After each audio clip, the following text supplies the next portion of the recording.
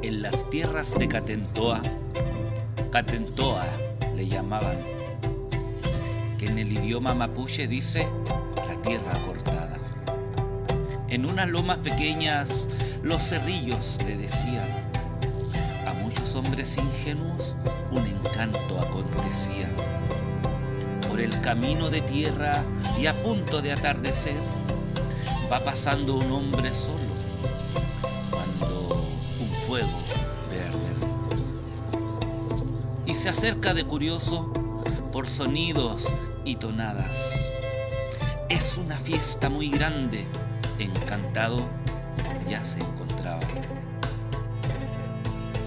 Ya en aquel encanto el hombre mucho bebió, y de tanta comida rica algo poco se guardó, para llevar a la casa como prueba de tardanza, y así contarle a su esposa cuáles fueron sus andanzas. Está muy rico el pastel, se le siente muy crujiente, le decía esto al encanto, que muy alegre lo atiende. El vino de lo mejor, navegado y calentito, líquido en noche fría, que le sale vaporcito.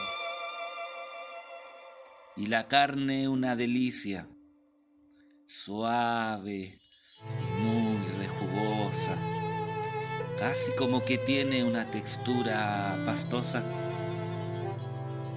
Así se pasa la noche y el encanto más se reía.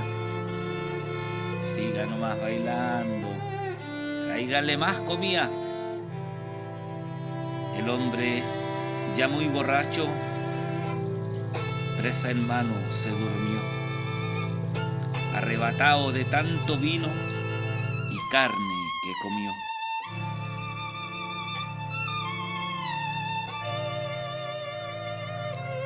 Catentoa fue una tierra que criaron muchas vacas, que a este animal tan noble mucho alimento le sacan, como este curioso encanto, y en esto sí que no miento, a los hombres que envolvía agasajaba con excremento.